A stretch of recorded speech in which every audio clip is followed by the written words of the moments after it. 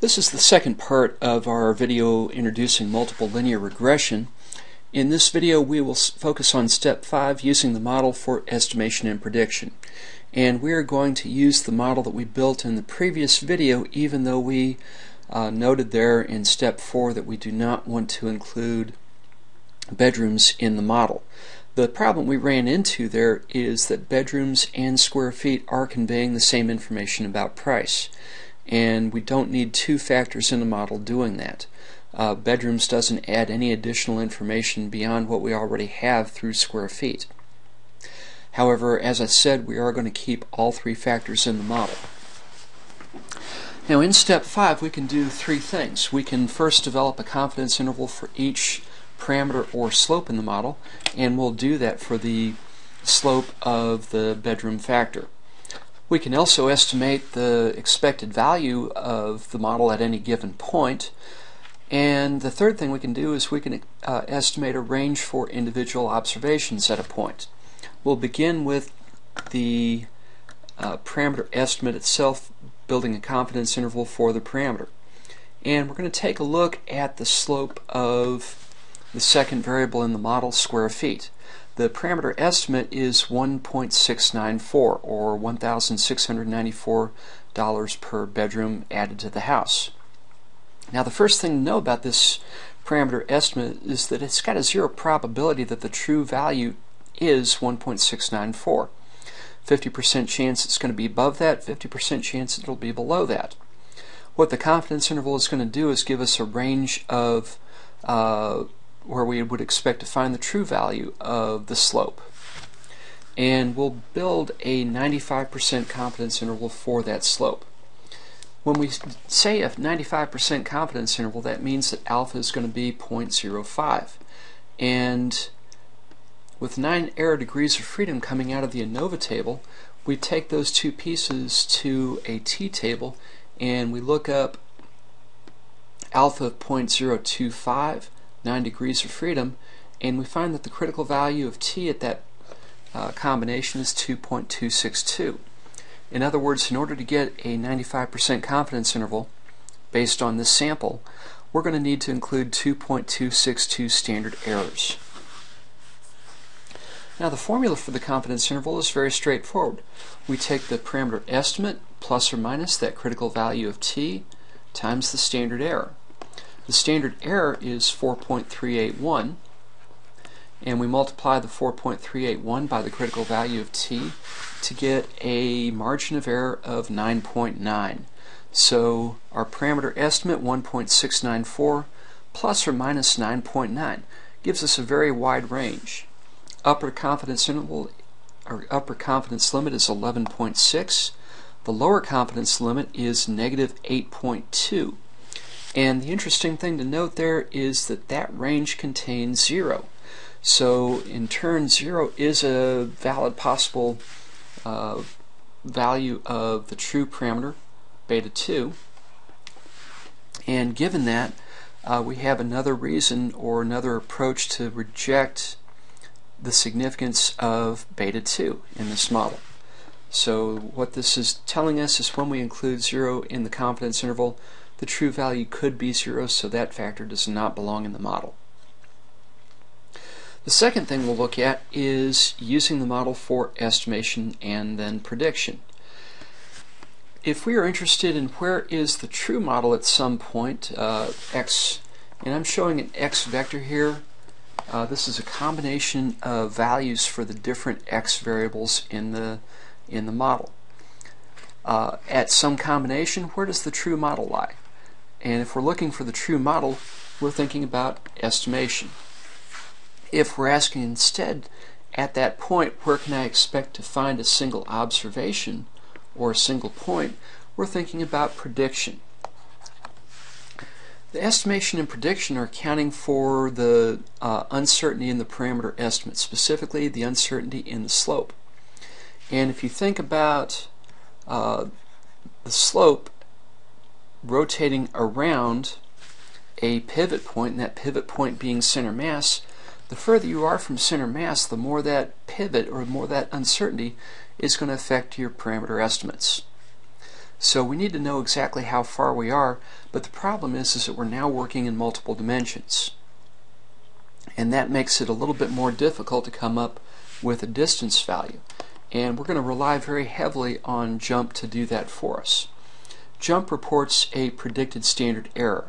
And the predicted standard error takes the mean squared error, multiplies it by the distance value, and takes the square root of that, which is fairly convenient for us when we're running an estimation interval, as you'll see in a few minutes. Other software such as Minitab, SPSS, and SAS are going to use different approaches to achieve the same thing. This is not something, though, that you can do using Excel. In JUMP, what we have to do is we have to save several columns from the regression model. We'll save the standard error prediction formula. Make sure you are saving the formula, not the prediction, standard error prediction at some observation. That doesn't do us any good. We also want to save the prediction formula. What we're actually doing here is saving the model itself to our data table, where we can use the data table to make a prediction or come up with an expected value of y for some x combination. Once we've got those saved, we go to the original data table, and we see that we do have two new columns in the data table. We've got the predicted formula for price, and we've got the predicted standard error for price. What we do then is we add a new row to the data table. This is row 14, and in row 14 we can provide values for the square feet, bedroom, and condition for a new unknown house. Needless to say, we don't know what the price of that house is. That's what we're going to use our model for. And because this is a formula, it is going to use these three values to predict a selling price of $65,088. And JUMP is also going to give us a predicted standard error at that point. The predicted standard error is based on the square feet, bedrooms, and condition, distance of those three variables from their respective means. Now, for estimation and prediction, we need to gather some data. First off, we need the expected value of y at the point that we're predicting. We need a critical value of t, and that critical value of t is going to be based on alpha divided by 2. Do we want a 90% confidence interval, 95, 99% confidence interval, and the number of degrees of freedom, error degrees of freedom in the analysis of variance table. This is driven by the sample size. So what we can see from this is that alpha and sample size determine that critical value of t. The third thing we need is a predicted standard error at the point. And the final thing, for prediction, we're also going to need the mean square error out of that analysis of variance table. So let's build a 95% estimation interval and prediction interval for the price of a house that is 1,300 square feet, has 3 bedrooms, and is condition 2. And this is what that x vector would look like: 1,300, 3, 2. The predicted value of y for that home is 65.09, $65,990. The critical value of t is 2.262. We've already found this critical value of t when we estimated the range for the slope. The predicted standard error coming out of that table is 1.33. And if we look back to the analysis of variance table, the mean squared error is 14.78.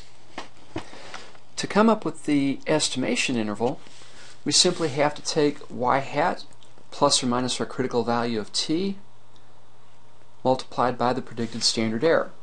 And that gives us 65.08 plus or minus 2.262 times 1.33, or 65.08 plus or minus 3.01. So the true model could be as high as 68.09 or as low as 62.07 at this point. Now, for prediction, we wouldn't necessarily expect to find individual observations in that range. This is where the true model is expected to lie. If we'd like to know where the individual observations might show up, we need to form a prediction interval. And we're going to modify this formula a little bit. We're going to take the predicted standard error, we'll square it, add the mean squared error, and then take the square root of that term. Putting this all together, 1.33 squared plus 14.78, square root of that, times 2.262 gives us a margin of error of 9.2. So 65.08 plus or minus 9.2. An individual house might sell as high as $74,000 or as low as $56,880. Somewhere in this range for an individual value.